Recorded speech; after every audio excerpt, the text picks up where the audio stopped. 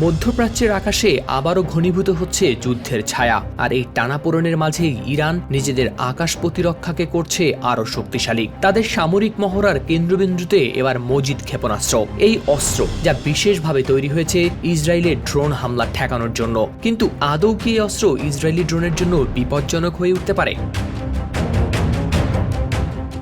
Iran বেশ কিছুদিন ধরেই চালিয়ে যাচ্ছে বড় ধরনের সামরিক মহড়া। হামাস ইসরায়েল যুদ্ধ, লেবাননে হিজবুল্লাহ সংঘর্ষ, ইউক্রেন যুদ্ধ, সব স্থানেই ড্রোনের প্রভাব স্পষ্ট। রাডারের চোখ ফাঁকি দিয়ে কম উচ্চতায় উড়ে আসা ড্রোন এখন যুদ্ধের গুরুত্বপূর্ণ অংশ। আর এ কারণেই প্রতিরক্ষা ব্যবস্থা আরও শক্তিশালী করতে ইরান চালিয়েছে মজিদ ক্ষেপণাস্ত্রের পরীক্ষা। সাম্প্রতিক মহড়ায় দেখা গেছে ইরানের আকাশ প্রতিরক্ষা ইউনিটগুলো দৃশ্যমান ও অদৃশ্য সেন্সর ব্যবহার করে শত্রু ড্রোন শনাক্ত করছে।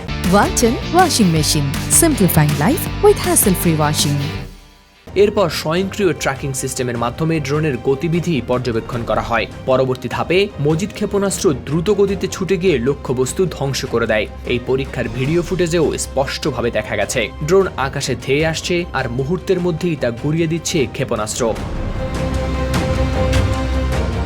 এই মহড়ায় কিছু গুরুত্বপূর্ণ বিষয়ে পরীক্ষা করা হয়েছে। সুরক্ষিত যোগাযোগ লিঙ্ক, প্রতিরক্ষা ব্যবস্থা ও নিয়ন্ত্রণ কেন্দ্রের মধ্যে একাধিক স্তরে নিরাপদ যোগাযোগ ব্যবস্থা নিশ্চিত করা হয়েছে। সাইবার নিরাপত্তা, রাডার, ক্ষেপণাস্ত্র ও যোগাযোগ নেটওয়ার্ক সুরক্ষিত রাখতে নতুন সাইবার সুরক্ষা ব্যবস্থা চালু করেছে ইরান। সমর বিশ্লেষকদের মতে ইরানের সামরিক সক্ষমতা যে আগের চেয়ে অনেক বেশি শক্তিশালী হয়েছে, এটি তারই প্রমাণ। ইরানের রাষ্ট্রায়ত্ত সংবাদ মাধ্যমের দাবি অনুযায়ী মজিদ ক্ষেপণাস্ত্র এখন আকাশপথের যে কোনো হুমকি মোকাবেলায় সক্ষম।